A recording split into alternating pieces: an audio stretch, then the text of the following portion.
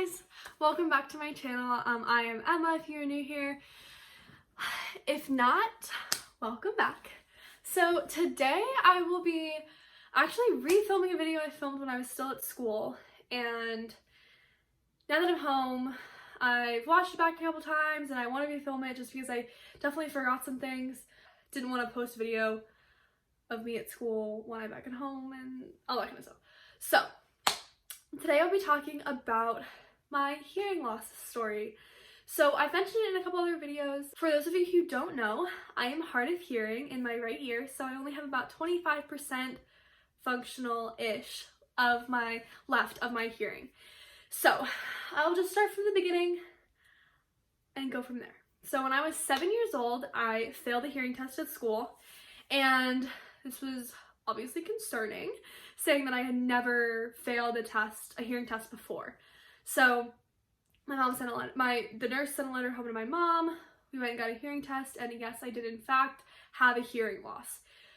The question was why? What is happening? So I went and saw some specialists, and the ENT here in my hometown decided to do a CT scan of my head, and I was like 7 and I couldn't stop laughing, and the technician had to retake the photos like 4 times. But anyway, so we did that and we got the results back, and there was a cyst in my ear, like in my middle ear.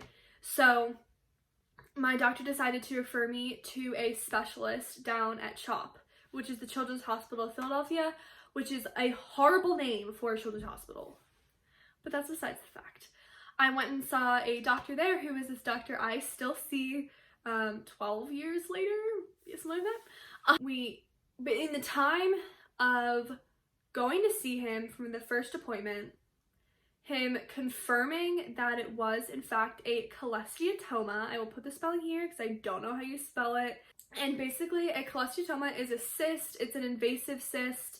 The reason that I was having trouble hearing was because the cyst, the cholesteatoma, was eating away at my hearing bones. So in your ear, you have 3 hearing bones. Mine ate away, my cyst ate away at the 2 smaller ones. In the time, and it had only started eating away then when according to the CT scan. And that was in like January, February, I believe. When was my first surgery? June, I want to say, around there.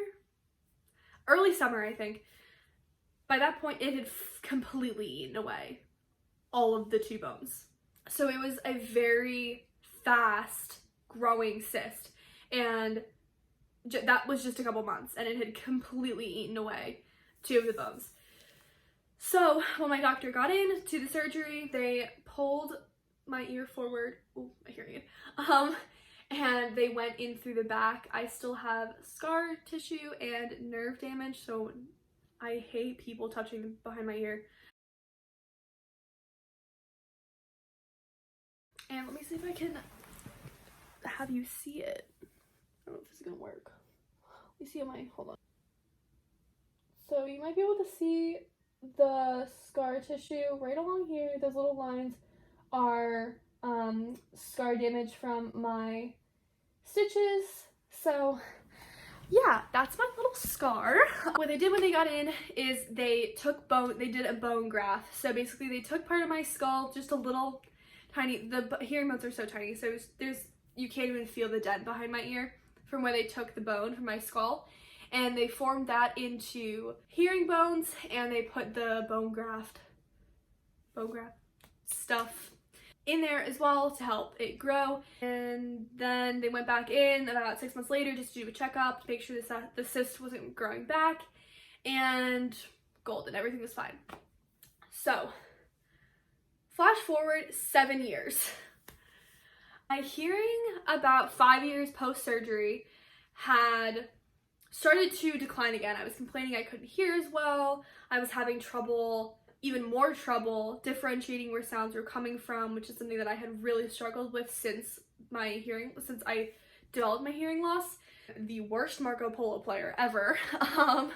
And so but I was having even more trouble. So we decided to do a third surgery in May of 2015. So we decided to, well, my doctor decided, and we agreed, to do a titanium implant instead of a bone graft.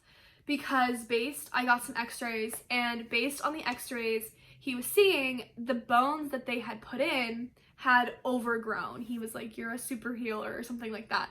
And the bones had grown up and around, so they weren't vibrating correctly. And basically they were just too big and clunky. So we decided to put a titanium implant in, and that was 2015, and that worked really, really well for about 2.5 years. And I obviously still had a hearing loss, but it was way better than before. I was hearing a lot better. I was communicating. I was having an easier time communicating than I was before, and just overall, all around, doing better. Then after about 2.5 years, I started to have the same problem I did after my second surgery. I was starting to not be able to hear as well again. I couldn't decipher where sounds were coming from. And that is when my doctor pretty much summed up, and he said, "I think your bones are doing it again. I think they're overgrowing. I don't want to go in and do a fourth surgery, cause more scar damage, more nerve damage, and redo something that you're only gonna have to get redone another 2 to 3 years." So that is when he said, "You really should look into getting a hearing aid." And mind, I had been a hearing aid candidate the entire time. I had enough of a hearing loss. I qualified for one, and one definitely would have helped. But I was 7. I didn't want a hearing aid. I didn't want to be that girl with a hearing aid. Like, I didn't want that. And then I got into middle school, and I was like, I don't want a hearing aid. Like, people will bully me. And then high school came around, and I was like, I don't need one. I've gotten along fine without one. Why should I get one? And so this whole conversation was happening like my junior year. And I said, okay, let's look into getting one. I want to at least have it so that I'm used to it before I go to college. That didn't work out exactly as planned because insurance sucks. It took like a full year to get my insurance sorted out, get it to cover this hearing aid, to get it to cover the hospital that I was going to, all that kind of stuff. But we got it. So I got my hearing, and it took forever. I got my hearing aid right after graduation. Right before, like a couple weeks before graduation. So in May of 2019. And so I started the process of going to get the ear mold and everything like that. And then I got this baby. So this is what my hearing aid looks like. Here, I'll take the battery out. These are my little tiny baby batteries. They're zinc batteries, so like they're oxygen triggered? I don't know how you say it. You take the cover off, like the little flap thingy, you have to let it sit, and the oxygen makes the battery work. I don't know how it works. But anyway, so this is my little hearing aid, fits right in my ear. She's really small. She has a little button right here that, can you see it? Is it working? Little button that has my different settings, and then this is where the battery goes in. That is my little hearing aid. She doesn't have a name. I feel like she should have a name, so if you have any ideas, let me know. I don't know. Maybe I'll just come up with one myself. But anyway, so I got that in the summer of 2019 because I had to go get it fixed because it was like, wasn't programmed right for how I needed it. And so I went and I got it fixed, and I loved it. I wore it all the time. And then I lost it. After I was at school for about a month and a half, so I lost it in October, I think. October. And so that was like a bummer. Thankfully, I had one free replacement with my warranty, so I cannot lose this one. I've almost done it a couple times, but haven't done that yet. So, oh my goodness. I don't have corona, I promise. So basically,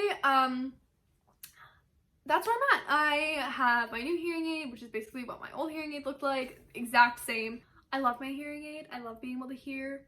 When I came home for the first like 3 weeks after corona time started, I like didn't wear it at all because I normally just wore it when I was going to class and like when I was going to be in like loud spaces. When I'm at home, I'm right next to everyone. I'm not like in a loud space and in my room, and I didn't normally wear it when I was at home, like in my dorm or in my room at my the house.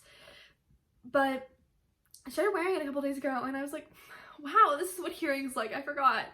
But overall, I'm really happy with getting the hearing aid. Having a hearing loss has been something that definitely changed my perspective on a lot of things.